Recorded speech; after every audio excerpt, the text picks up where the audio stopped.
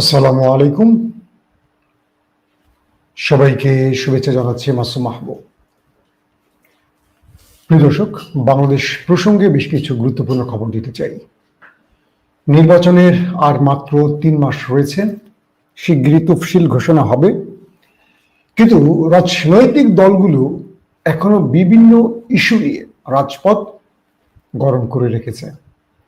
একদিকে জামায়াত ইসলাম নির্বাচনের আগে গণভোট এবং জুলাই সনদের আইনি ভিত্তির জন্য সহ আর 5টি দাবি নিয়ে রাজপথে নেমেছে, তার 8টি সম্ভাবনা দর নিয়ে। পাশাপাশি আজ বিএনপি মহাসচিব মির্জা ফখরুল ইসলাম আলমগীর খুলনায় বলেছেন নির্বাচনের দিনই গণভোট, এছাড়া নির্বাচনের আগে গণভোট মেনে নেবেন না।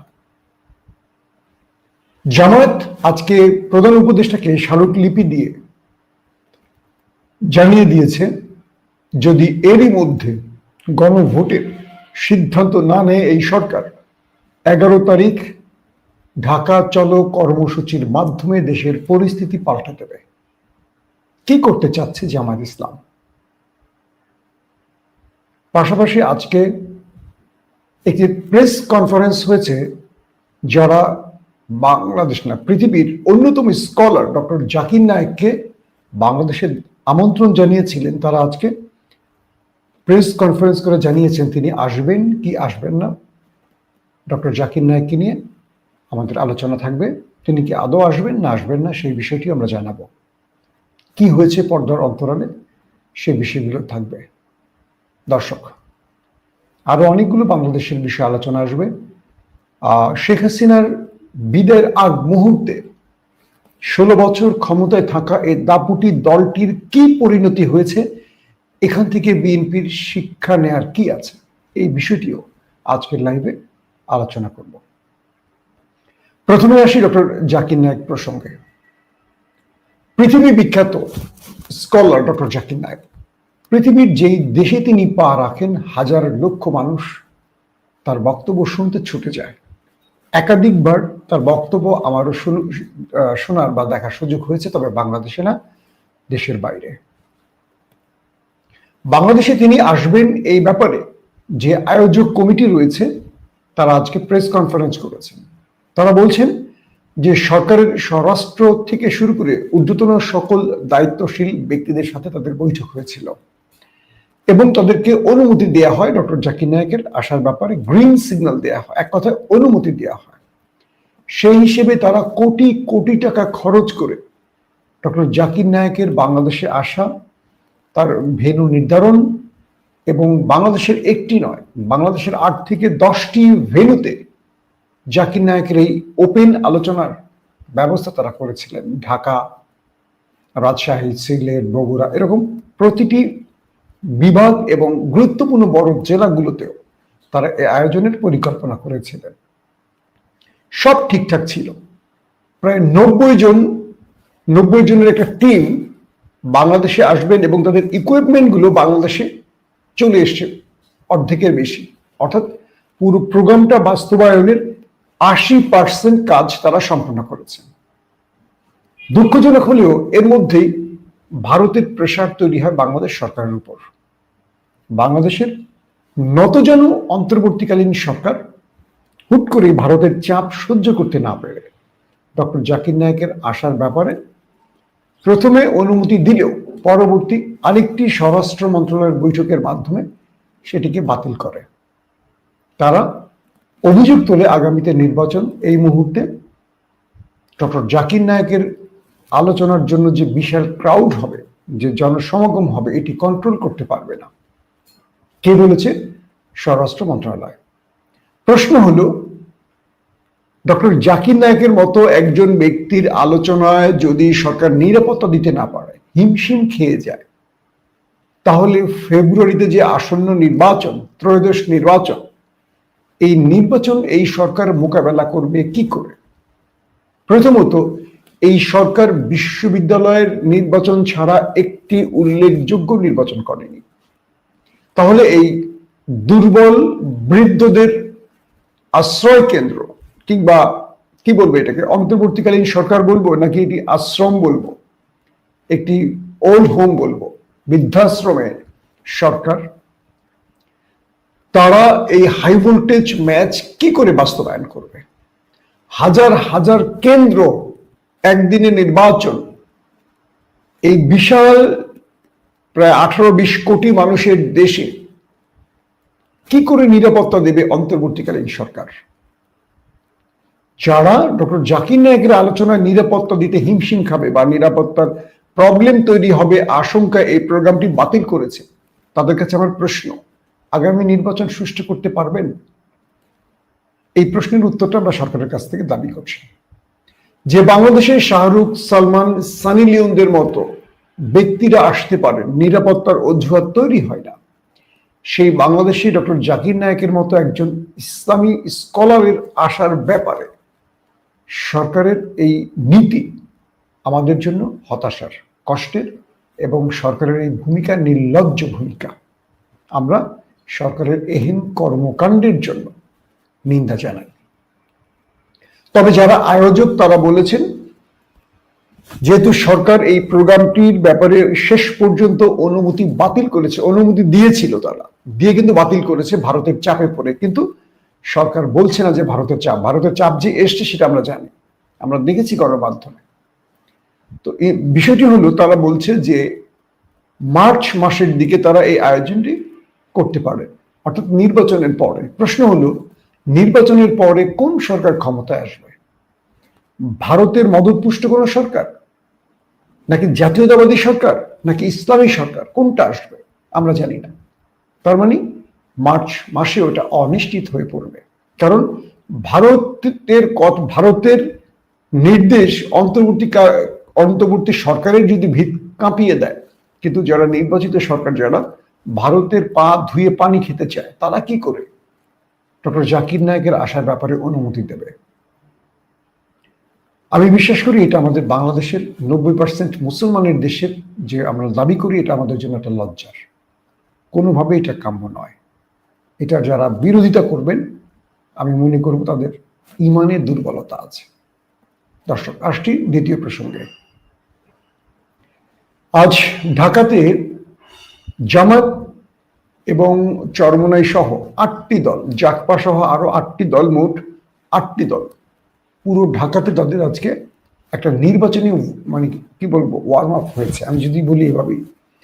তাদের 5টি দাবি, এই দাবিকে নিয়ে তারা আজকে মাঠে নেমেছেন এবং তারা প্রধান উপদেষ্টার বরাবর স্মারকলিপি দিতে আসেন এবং তাদেরকে পুলিশ বাধা দেয়। একটা পর্যায়ে 8 দলের 8 জন প্রতিনিধিকে প্রধান উপদেষ্টার কার্যালয় পর্যন্ত আসার অনুমতি দেওয়া হয় এবং পরবর্তী তার পক্ষ থেকে একজন এই স্মারকলিপি গ্রহণের কথা থাকলেও 8টি দল রাজি হয়নি। 8টি দল বলে যে আমরা আমাদের স্মারকলিপি আমরা প্রধান উপদেষ্টাকে দেব। এরপর দীর্ঘ সময় দিন দরবার হতে হতে পরবর্তী প্রধান উপদেষ্টা, শিল্প উপদেষ্টা আদিলুর রহমানকে পাঠান এই জামাত সহ 8টি দলের প্রতিনিধিদের কাছে এবং তাদের মধ্যে আলোচনা হয়। আলোচনার পর আদিলুর রহমান গণমাধ্যমকে জানান তারা দাবিগুলো শুনেছেন এবং এগুলো তাদের কাছে যৌক্তিক মনে হয়েছে। জামাতের মিয়া গোলাম পারওয়ার, সেক্রেটারি জেনারেল, তিনি বলেছেন সরকার আমাদের সাথে ভালো ব্যবহার করেছে এবং সরকারের পক্ষ থেকে বলা হয়েছে তারা এই দাবিগুলোকে সুনজরে দেখবে। তারপর তারা প্রোগ্রাম সমাপ্ত করেছেন। সমাপ্তের আগে ঘোষণা দিয়েছেন 11 নভেম্বর, অর্থাৎ এই মাসের 11 তারিখে ঢাকা চলো কর্মসূচি দেয়া হয়েছে। প্রশ্নটা হলো, ঢাকা চলো কর্মসূচি কেন? প্রসঙ্গ হলো, জামাতের নায়েবে আমির আব্দুল্লাহ মোহাম্মদ তাহের বলেছেন সোজা আঙুলে ঘি না উঠলে তারা আঙুল বাঁকা করবেন, ঘি তাদের প্রয়োজন। প্রথম ওয়ার্ড। দ্বিতীয় ওয়ার্ড গোলাম পারওয়ার, 11 তারিখ ঢাকার পরিস্থিতি পাল্টে যাবে, চিত্র পাল্টে যাবে। এই দুটো বক্তব্যের মধ্যে আমি গভীর থ্রেড খুঁজে পাচ্ছি। পাশাপাশি খুলনাতে বিএনপি মহাসচিব মির্জা ফখরুল ইসলাম আলমগীর বলেছেন নির্বাচনের দিনই গণভোট হবে, এর আগে নয়, এর আগে হতে দেয়া হবে না। আমির খসরু মাহমুদ সহ বিএনপির আরো নেতারা বলেছেন তারা নির্বাচন বন্ধে গভীর ষড়যন্ত্র দেখতে পাচ্ছেন। জামাতের এক নেতা বলেছেন বিএনপি যে দাবি করেছে নির্বাচন বন্ধে তারা গভীর ষড়যন্ত্র খুঁজে পাচ্ছেন, নির্বাচনের জন্যই তো লড়াই করতে জামাত। তারা বলছে যে আমরা নির্বাচন চাইছি দ্রুত, এই জন্যই রাজপথে নেমেছি, সেটা গণভোট হোক আর সংসদ নির্বাচন হোক, জনগণের কাছে তো ভোটের ম্যান্ডেটের জন্যই আমরা যাচ্ছি। আর যারা বলছে নির্বাচন বন্ধে ষড়যন্ত্র খুঁজে পাচ্ছেন, বানচালে ষড়যন্ত্র, তারাই বরং নির্বাচন থেকে সরে যেতে চাইছে, এটা জামাতের নেতাদের দাবি। আবার বিএনপি বলছেন কোনোভাবেই নির্বাচনের আগে গণভোট হতে দেবেন না। আমার প্রশ্নটা এখন এখানে যে গণভোট নির্বাচনের দিনই কেন বিএনপি চায়? এ ব্যাপারে জামায়াতের বক্তব্য হলো এই গণভোটটাকে বিতর্কিত করার জন্যই এই কাজটি করছে বিএনপি। কারণ তারা জুলাই সনদের বাস্তবায়নও ভেটো দিয়েছে, তারা রাষ্ট্রের যে সংস্কার প্রস্তাবগুলো এসছে সেখানেও তারা নোট অফ ডিসেন্ট অর্থাৎ ভেটো দিয়েছে অনেক জায়গায়। অর্থাৎ পূর্বে তারা যে বিষয়গুলো চেয়েছিল এখন তারা সেই বিষয়গুলো চায় না, কারণ তারা ধরে নিয়েছে ক্ষমতায় আসবে, তাই তাদের ক্ষমতার প্রশ্নে তারা আওয়ামী লীগ হতে চায়। এটি জামাতের বক্তব্য। বিএনপির বক্তব্য হলো জামাত আন্দোলন সংগ্রামের নাম করে নির্বাচনটা যেন বানচাল হয় তার ষড়যন্ত্র করছে। এখন এই দুই পক্ষের মাঝখানে এনসিপি নেতা, যিনি সবসময় কথা একটু বেশি বলেন এবং আলোচনায় থাকতে চান এই কথার মাধ্যমে, আপনারা তাকে সবাই চেনেন, আমাদের এনসিপি নেতা মিস্টার পাটোয়ারি, তিনি বলছেন বিএনপি জামাত মানে দুই পক্ষকে কি বলবো যে তারা দুইজন মিলে কামড়াকামড়ি করে দেশের পরিস্থিতি আরো ঘোলাটে করার চেষ্টা করছে। মানে একদিকে তারা গভীর ভাবে ভেতরে ভেতরে জোটের সাথে এই দলের সাথে ওই দলে যাওয়ার সাথে কাজ করছে, আবার তারা মুখে দুই দলের সমালোচনা করে নিরপেক্ষ থাকার চেষ্টা করছে। এনসিপি এই মুহূর্তে রাজনীতিতে গুরুত্বহীন, মানে না মানে বাংলাদেশের রাজনীতি এখন কন্ট্রোল করবে ইসলামী দলগুলো এবং বিএনপি। প্রশ্ন হলো আগামী 11 তারিখ কি করতে পারে? এই প্রশ্নটি যদি আমি জামাতের কয়েকজন নেতার কাছে করেছি, তারা বলেছেন যে 11 তারিখ আসলেই আপনারা দেখবেন আমরা কি করতে পারি। বিষয়টা হলো জামাত কোনোভাবে গণভোট নির্বাচনের দিন নয়, মানে নির্বাচনের না আগেই করতে বাধ্য করতে চায়, আর বিএনপি সেটা ভেটো দিচ্ছে। আমার প্রশ্ন একটাই, বিএনপি কেন আগে যাচ্ছে না? আগে হলে বিএনপির সমস্যা কোথায়? আর জামাতের কাছে আমার প্রশ্ন, নির্বাচনের দিন কেন আপনাদের বাধা? একই দিনে হলে সমস্যা কোথায়?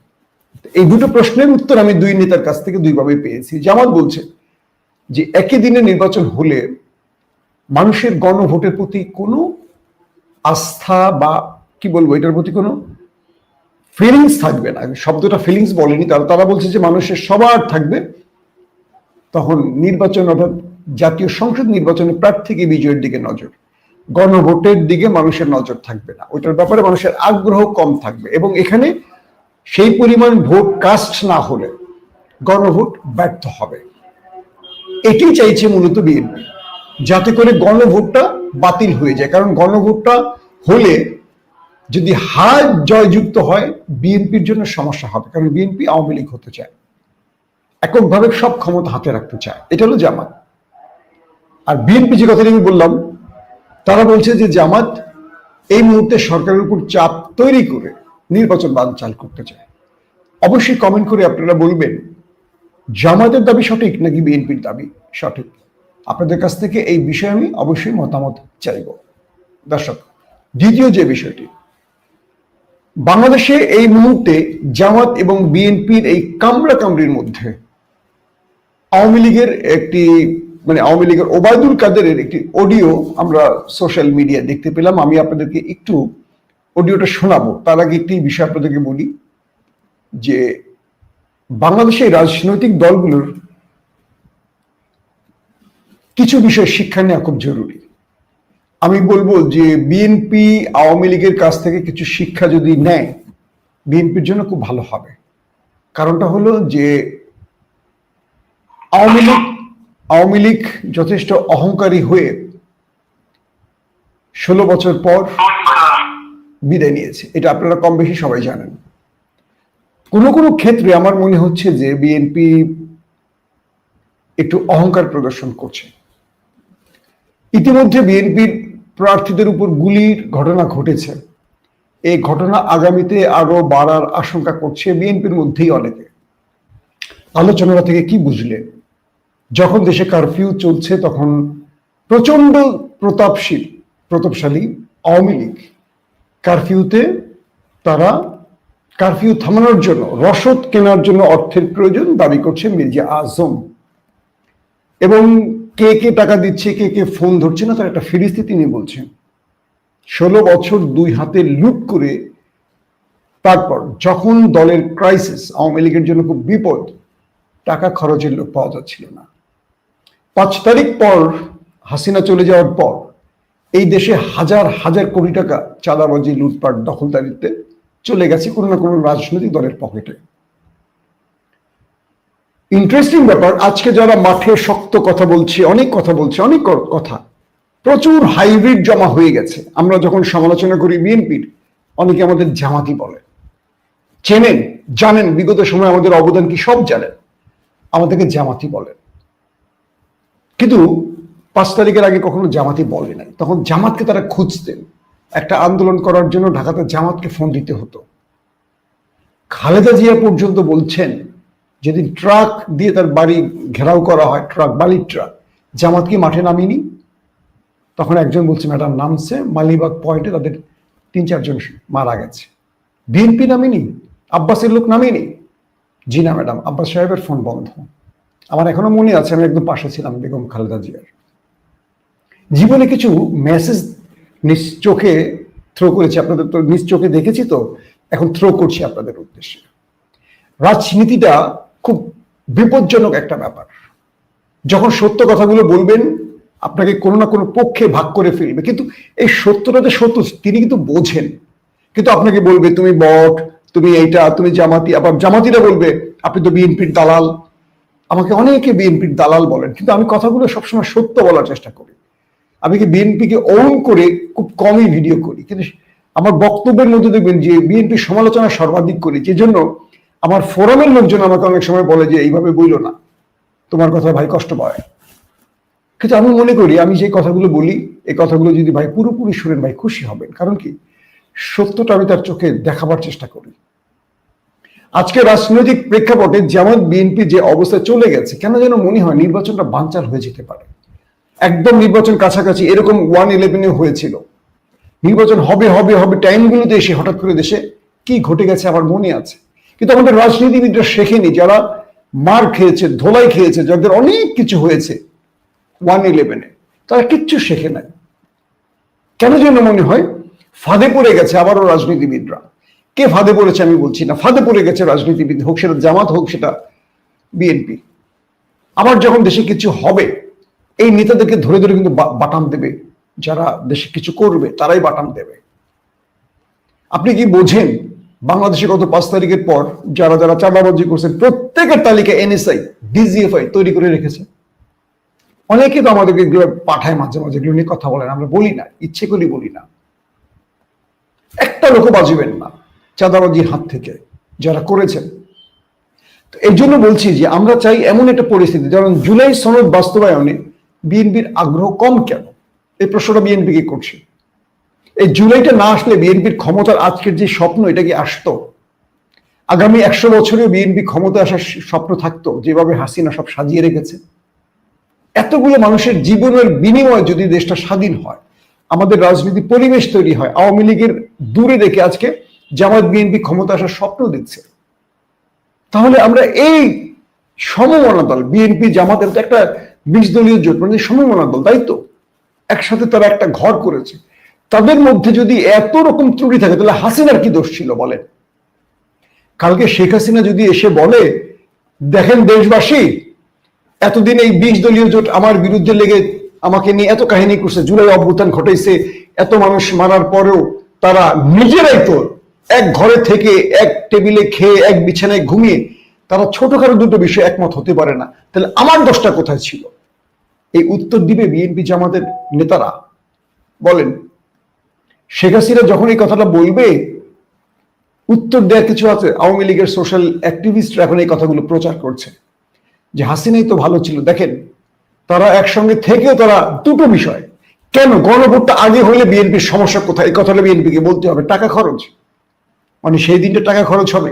এই রাষ্ট্রে কত হাজার কোটি টাকা লুটপাট হয়েছে, উপদেষ্টারা কত হাজার কোটি টাকা লুটপাট করছে, কত হাজার কোটি টাকা চাঁদাবাজি হয়েছে। তার চেয়ে গণভোটের খরচের নিয়ে চিন্তা আপনাদের? আগামীতে যারা ক্ষমতায় বসবেন কত হাজার কোটি টাকা লুটপাট করবেন। এই 15 মাসে তার একটা ট্রিজার তো আমরা দেখেছি, প্রমো তো দেখাইছেন, কি হবে দেখাইছেন না? আমাদের উদ্দেশ্যটা মানুষের কাছে ক্লিয়ার করতে হবে বিএনপিকে, যে তারা গণভোটের প্রতি আস্থাশীল। জনগণ বিশ্বাস করছে না যে গণভোটটা যদি আগে না হয়, নির্বাচনের দিন হলে এটা কোনো কার্যকরী কোনো ভূমিকা রাখতে পারবে। জুলাই সনদ বাস্তবায়ন আইনি ভিত্তিটা আগে নয় কেন? এই দুটোর উত্তর বিএনপি আদৌ জাতিকে স্পষ্ট করতে পারেনি। আমি জামাতকে বলবো যে আপনারা বিএনপির সাথে বসেন। আজকে জামাতের নেতা বিএনপিকে ফোন করেছেন একসাথে বসার ব্যাপারে, শিগগিরই তারা বসবেন এমনটি শোনা যাচ্ছে। আমি অনুরোধ করবো, এই দুটো দল তো একটা দল, আমার কাছে দুটো দলই প্রিয় দল। সত্য কথা, আমি বিএনপি সমর্থন করলেও আমি জামাতের খুব বেশি বড় সমালোচক নই। কারণ কি, গত 16টা বছর এই দুটো দলকে আমরা একসাথে দেখছি ভুগতে, যন্ত্রণা সইতে। আমি অন্যদের মতো পারি না দুটো দলের মধ্যে তিক্ততা ছড়াতে। আমি দুটো দলেরই সমালোচনা করি, কারণ দুটো দলকে ভালোবাসি। অন্যদের মতো আমি একটা দল করি বলে আরেকটা দলের বিরুদ্ধে অপপ্রচার করবো, আমি এই ক্যাটাগরির লোক নই। কারণ আমি আল্লাহকে ভয় করি।